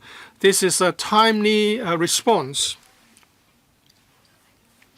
If so, it's so fortunate that things will change for the better in 2 months, and then there will be a need to make changes. Well, I would say 2 months is an appropriate period because the industry, the relevant parties are already suffering from the price increases. If the situation persists, the government should make preparation for the continuation of the subsidy. According to analysts, the current situation is the result of the so-called butterfly effect. Now you are just concentrating on commercial vehicles and also to restrict the scope of the beneficiaries. I've received comments on different parties, from different parties such as Uber operators. They are affected by changes in fuel prices, and even for families, small families who will have to drive their students to school and elderly family members to different places. I understand that the current discussion is not about private vehicles. Have you looked into the amount of subsidy that will be needed if we were to cover private vehicles? 司長。 Acting Secretary. Thank you, Chairman. Thank you, Ms. Priscilla Leung, for your support and comments. Well, for private cars, the number would be a lot higher than that of commercial vehicles. But then as far as the government is concerned, why is it that we would only be prepared to cover commercial vehicles? Let me briefly explain. Well, for private cars, they are actually something that the car owners can decide if and how they're going to use it. But then if our policy has to go into that kind of minute detail in order to cover everybody, then that would take far longer for us to decide. All right, if you're suffering from this oil hike, then of course you can approach us. But then the reason why we are not covering private cars for the time being, as I just explained, because private cars in Hong Kong are actually normally owned by those who can afford them, and therefore we would only cover those who are most in need, and that's the reason why we have introduced this measure. Sorry, Ms. Leung, you will have to respect this committee. Mr. Chen Hang-pen. Thank you, Chairman. Well, over the past month or so, we have met with many from the transport sector, and they have told us their difficulties, and the DAB has also reflected this to the administration on different occasions, and this time the administration has set up this task force and acted very promptly in rolling out these measures. The DAB recognized them, and we fully support them because we believe that they are timely. With regard to the subsidy, the $3 subsidy, well, is public money, and therefore we will have to make sure that it's used in the right place, and therefore to make sure that it's used properly, the public will have to ensure that in the process of giving this subsidy, we don't want to see the oil suppliers pocketing most or all of it without benefiting the public. And I understand that the Competition Commission will be monitoring the situation dynamically, but then whilst it's doing this, its normal duty is to ensure that there will be fair competition. But then if they are just hiking prices, does the Competition Commission have enough powers to deal with these issues or problems? So my question for the administration is what mechanism is in place to ensure that the money is used in the right place and to make sure that these subsidies will indeed go to the operators. And secondly, we have set up this task force, and in the past we also had high land premium, high land prices, and also high oil prices. And therefore, will you be taking this opportunity to review the situation of high oil prices? Can those be dealt with? Because we can see that for town gas, they have not increased the prices because they have a very good price mechanism, and they also have a very good policy in place to ensure that despite the current situation, they are still able to maintain prices at a stable level. And therefore, we should come up with some mechanism to ensure that oil prices will remain stable. For example, if rice is a strategic commodity, then oil should also be one, and therefore we should do something about it to ensure that prices will remain steady. So can you look into this? Well, for collusion in prices, I think we have already answered that on different occasions. What about land prices and so on? Well, oil prices and land prices, and of course land prices are also part of the operating cost. But then the government's role is that we are supposed to monitor oil companies, and therefore we are not going to explain on their behalf as to why they have to set prices in a certain manner and so on. As I've repeatedly said, what we need to do now is to ensure that the subsidies will not be eaten up by the operators during the next 2 months, and therefore we'll be monitoring their prices closely to see if they continue to hike their prices and to what extent would they be hiking their prices. And if the subsidy is factored in, then the level of increase that they are introducing will not be in excess of the increase in the imported prices. As I said, our system is that we will ensure that there will be fair market competition, and therefore we will be working hand in hand with the Competition Commission to ensure that there will be fair competition. Well, I'd like to remind you that 10 members have spoken, and most of the questions have been asked by other members. And if it's repetitive, please do not ask those questions again and leave the time to other members who have not been able to ask questions. Next, Mr. Lam Wai Kong. I welcome the government's initiative to ease the pressure on commercial vehicles, in particular those using diesel, and that's what the government has done after taking on board the views from the sectors.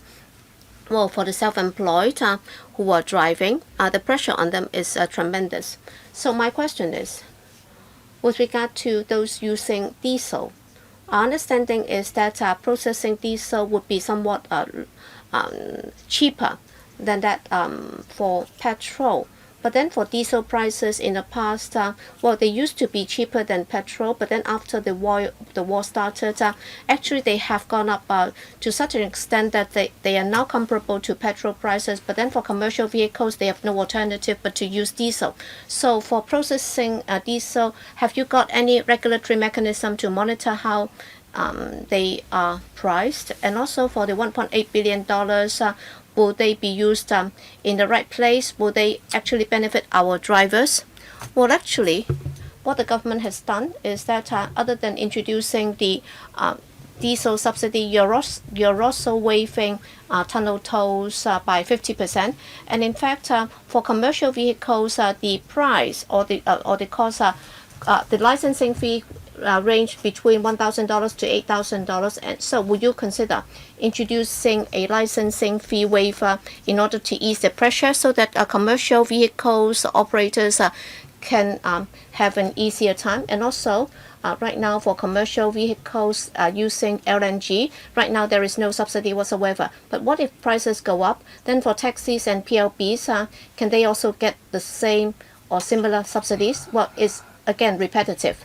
So is there any room for other subsidies to be introduced? Well, at this juncture, our measure is as set out in the paper, 4 measures. So depending on the situation, we will make further decisions accordingly. Next, the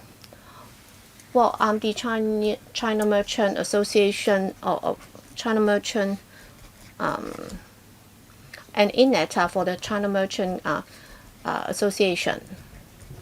Well, I have 2 questions. So how did you set the subsidy at $3? Secondly, how can you ensure that the $3 will actually benefit the applicants instead of benefiting the 5 suppliers? Both questions have been answered, so please be brief in your answers. Well, Bureau Director, on the $3, how we set that? Well, the principle is that the cost has to be shared between the government and the operators. We cannot just use public money to subsidize and cover the price hikes because it's still uncertain. We cannot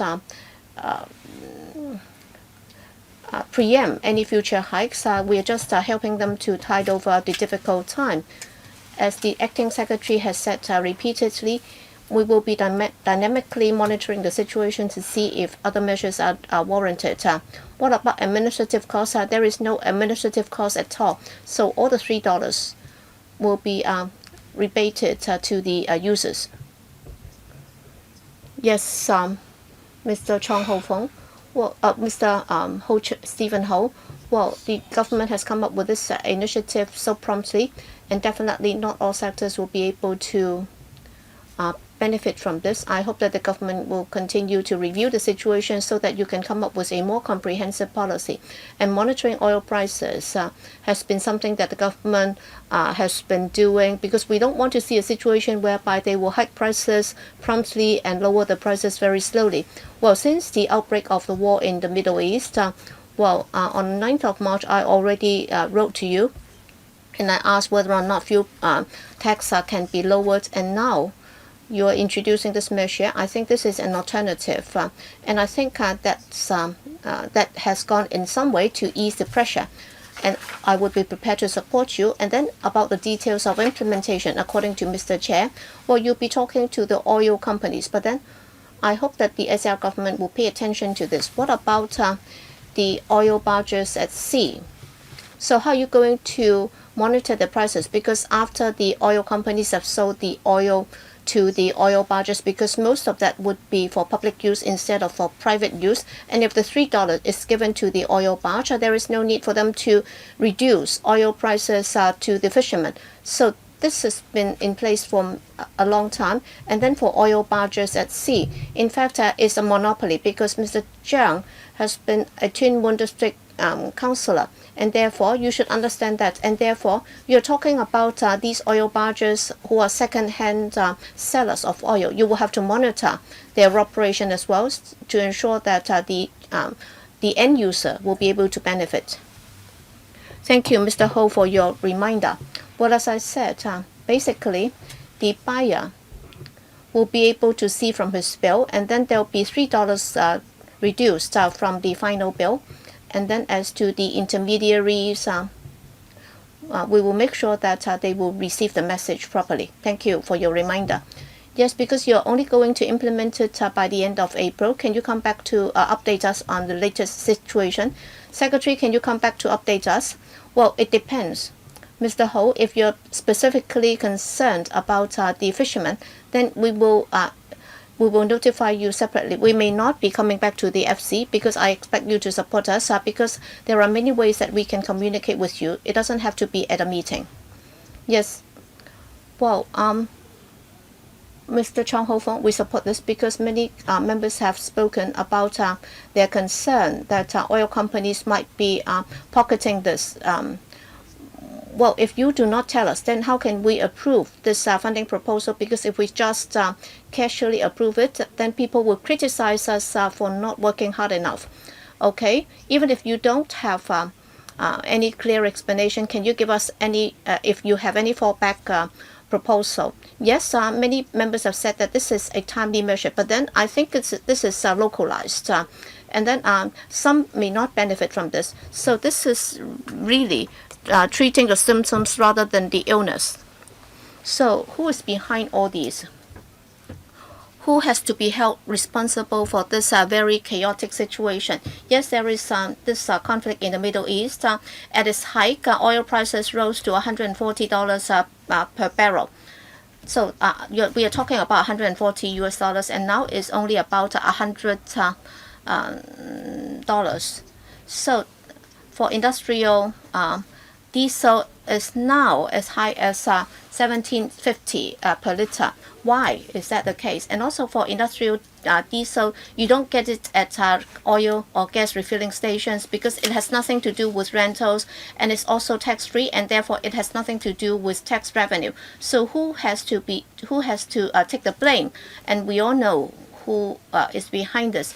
And also you said that the subsidy will be $3 across the board, but then before the war, actually it used to be just $8 to $9, and it's now $12 to $13, and it has gone up by $5. And then for industrial diesel, it used to be $5-6, and now it's $15-16. So it has gone up by more than 200%. And then for laundries and also the drillers at construction sites and so on, you are only offering $3 per liter. So that's a lot less than the diesel vehicles, and therefore you will also have to distinguish between industrial diesel and diesel vehicles, and you will also have to get to the culprit who is responsible for this. So the mastermind behind all these should be held liable.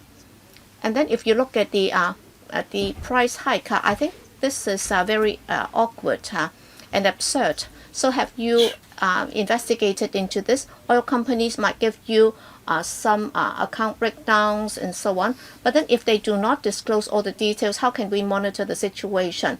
Okay, you're not going to subsidize private cars, I agree, but then can you give us more alternatives? Because how come in Hong Kong we have very limited choices? Why can we only use 95%, 92% octane level? Why can't we use 98? All right, your time's up, Miss Grace Chan. Rehab buses for different facilities. NGO also use vehicles for delivery, for food delivery, and for recovery of various materials. They would all be affected by the rise in fuel prices. Of these vehicles are covered by this current subsidy. I want to make sure that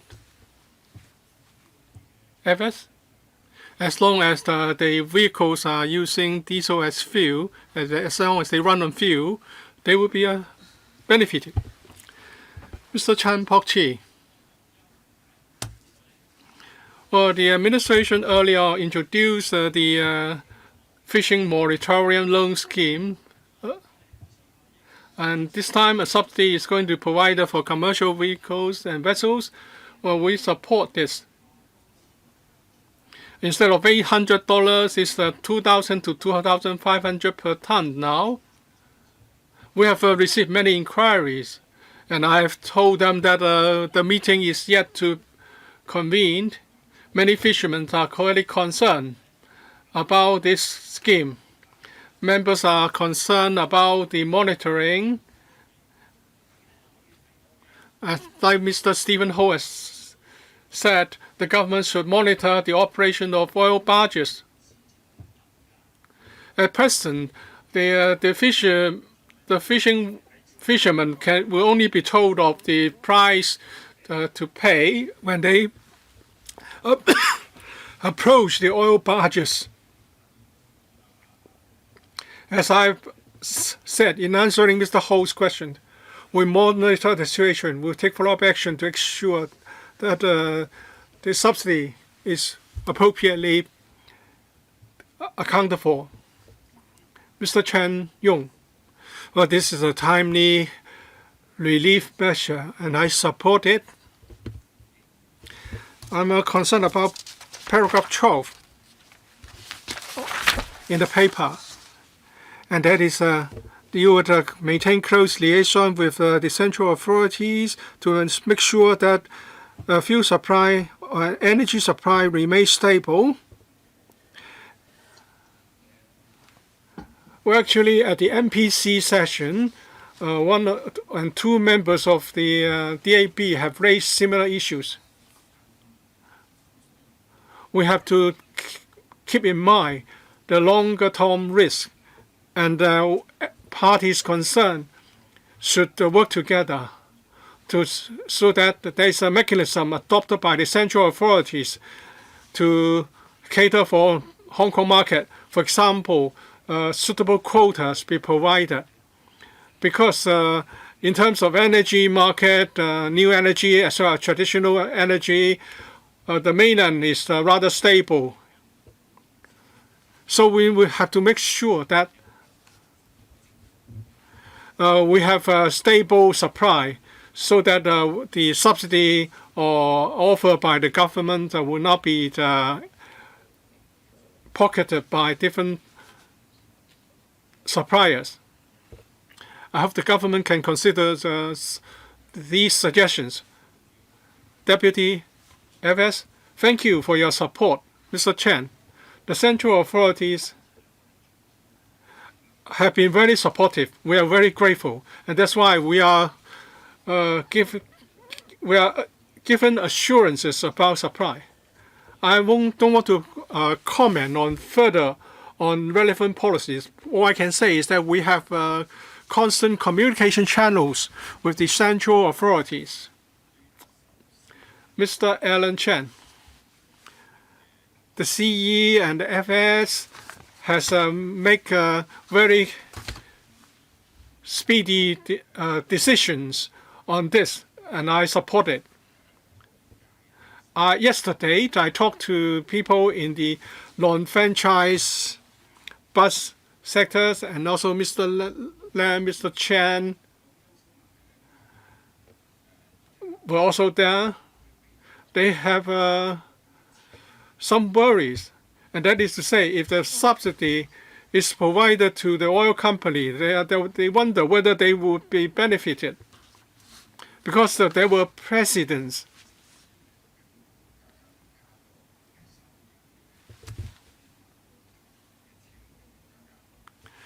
In the past, when subsidy was provided for the Euro 5, Euro 4 vehicle replacement, well, the prices went up immediately to account for the subsidy.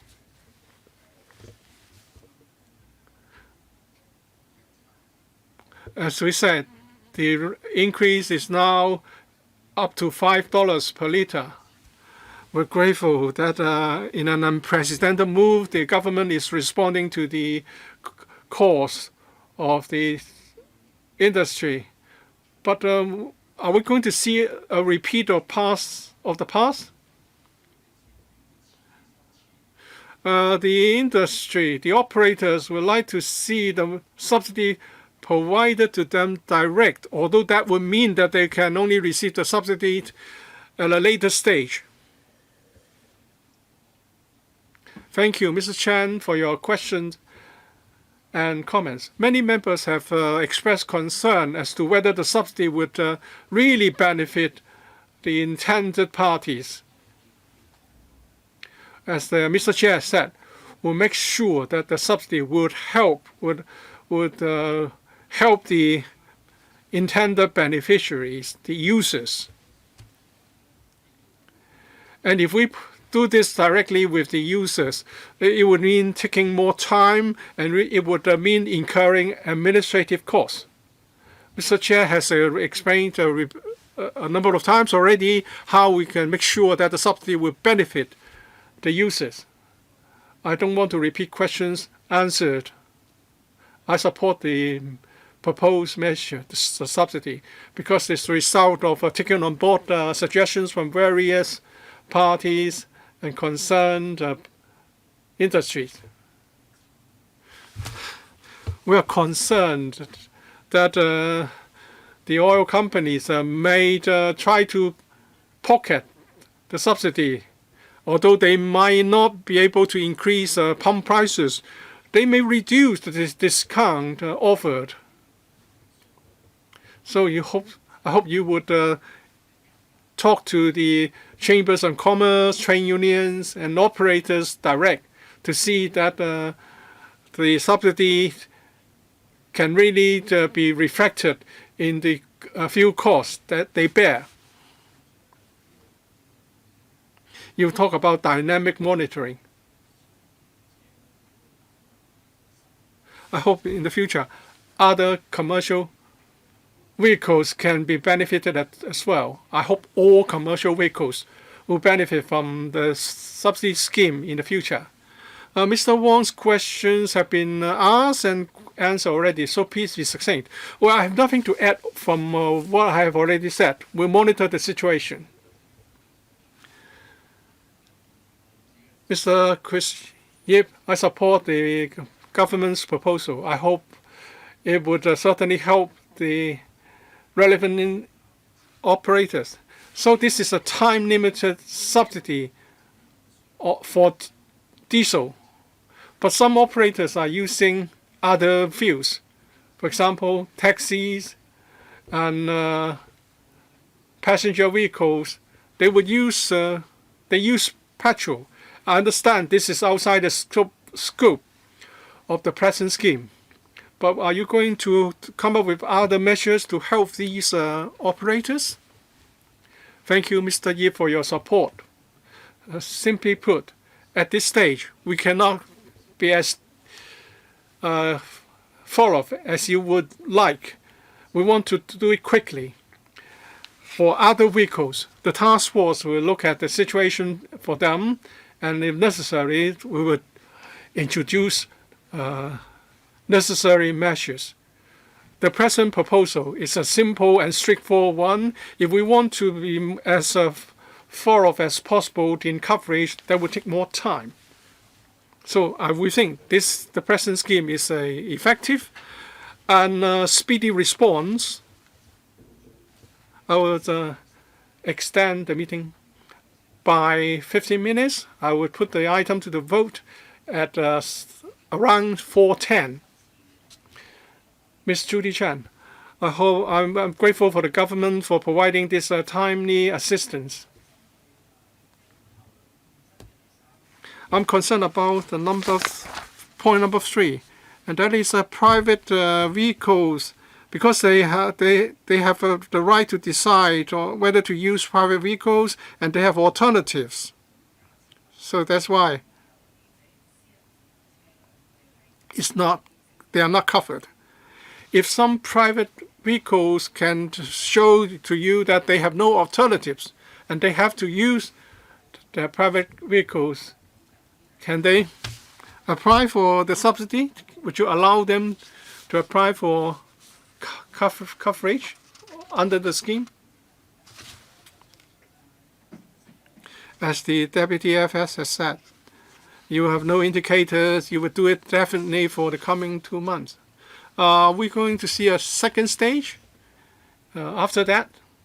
Thank you for your questions and answers. Actually, your questions have already provided the answers.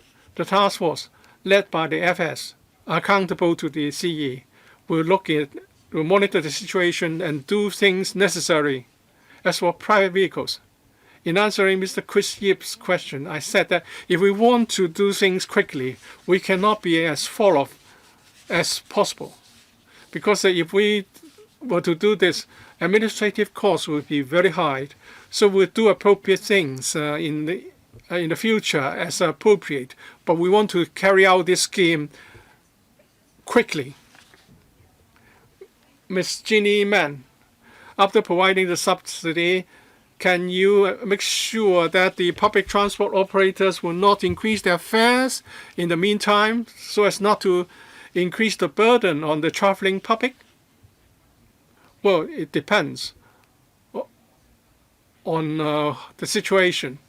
If the prices, oil product prices, increase very significantly, that may be the necessary thing to do. They may need to make changes. But if the prices of oil products remain stable, then the $3 subsidy will be very helpful. Dr. Junius Ho, I support this special measure. Today, members are concerned about 2 questions.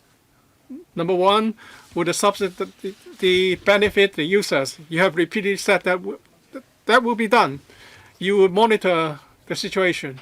All right, let's for the moment accept this as an answer.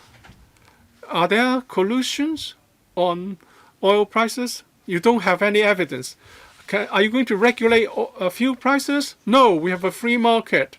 If we regulate their prices, then the supply may be hampered. But 80% of our fuels are from the mainland. Well, we may be concerned that Mobil Oil or other oil companies may stop or reduce the supply. But of course, fuel can be used for different purposes. Oil companies can adjust the fuel prices as they like, and there's no bottom line. I had my vehicle filled just today across the border, $9 something in Shenzhen, but in Hong Kong it's more than $30 per liter. There's a difference of more than 200%.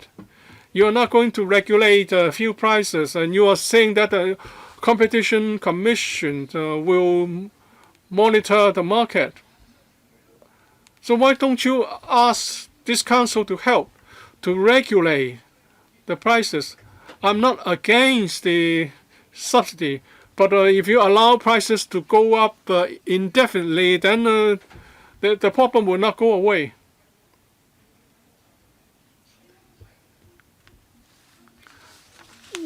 Mr. Ho, would you like an answer for your questions? Well, I just want to offer my comments. Why can't this council, or why can't you introduce a bill to limit fuel prices? There's no concern about supply. I can give you 10 seconds. Just say whether you were going to do it or not. I think you have given your views, and your views have to be relevant to the subject under discussion. Is relevant. Yes, Ms. Julia Lau, thank you. The oil price hike is not just affecting public bodies. People's livelihood will also be affected, because I don't think the war will end in 2 months. Well, in Singapore, Malaysia, and South Korea, and even Japan and China, they have introduced relief measures. So I'm not going to elaborate on that. I'm sure I can share that with you later. As mentioned, if the subsidy is to last long, then it's not sustainable, and therefore for public transport routes, if they are not very popular, then maybe the frequency of service can be reduced in order to make sure that we don't have to subsidize too much. Well, interest declaration, I'm a director of one of the listed companies related to the oil sector. Yes, thank you. What you said has to be considered very carefully, because for different routes, in particular, ferry routes going to outlying islands, not many people are taking them, but then the demand is high, and therefore at this juncture, all I can say is that we have to be very careful. In fact, we have this task force set up, and then it will be looking at relevant matters. I think I'm referring to bus services and ferry services. Well, for those that are not very popular, and if they are underutilized, and if there are alternative routes available, then we can consider reducing the frequency. Yes, consolidation of or rationalization of bus services has been something that is reviewed on a regular basis, and the task force will look into this. Well, 2 more members would like to speak, so after they have spoken, I'll draw a line there. Thank you. Yes, Hong Kam In. Thank you for your very effective conducting of the meeting, so that everybody has a chance to ask questions. I speak in support of this proposed $1.8 billion for a time-limited diesel subsidy. There are some comments that I'd like to make. We will have to disclose the detailed policy shortly, so that the sectors will be able to have greater confidence in this measure. Secondly, I think it's time for us to further discuss as to vehicles using other fuels so that we will no longer face such problems. For example, hydrogen or even methane-driven vehicles. Yes, alternative fuels, Ecology Secretary. Yes, other than EVs, we have also got this strategy on developing hydrogen-driven vehicles, and you also refer to alternative energy, for example, methanol. If it's appropriate, then we would also be prepared to introduce them. Finally, we have Mr. Chiang Ka-pan. Thank you, Albert Jiang. Well, oil prices would affect many sectors, and therefore for the $1.8 billion subsidy, I support it. Still, I'm concerned how we can make sure that it will be used in the right place. Well, Singapore is also insisting on not interfering with market operation, and therefore they have also adopted this precision policy. So the school buses and also rehab buses and specified public transport will be subsidized, but then at the same time, within 2 months, the sector would also have to ensure that price will remain stable. They cannot just increase prices haphazardly. So what are the measures to be adopted by the government to ensure price stability? And also, we have also discussed industrial diesel and also commercial diesel. Well, for industrial diesel, the price hike has been more substantial. So can you offer a higher level of subsidy to industrial diesel? I think both questions have been answered. So, Secretary, can you answer that again? Well, for industrial diesel, well, in the coming 2 months, for the $3 subsidy, that will be applied across the board. As to what happens in the future, the task force will be monitoring the situation closely and see if we need further measures. You also ask how we can make sure that the subsidy will go to the right place. Well, in Singapore has adopted a particular approach, but then on the one hand, they are using this subsidy, and at the same time, they are controlling prices. But then as far as Hong Kong is concerned, our situation is that if we were to introduce a new approach, then we will need a lot of time to prepare for that. So we believe that what we have done now is prompt, and we can also ensure that as many people can benefit from that as possible. Okay, thank you. 54 members have been able to ask questions, and now we are putting this to the vote. FCR 2627-1. We will put that to the vote. Will those in favor of the proposals contained in the paper raise their hands? Those against, please raise their hands. I believe majority of the members participating in the vote are in favor. I declare the proposal approved. So there is no other agenda item here. So meeting is now adjourned. Thank you.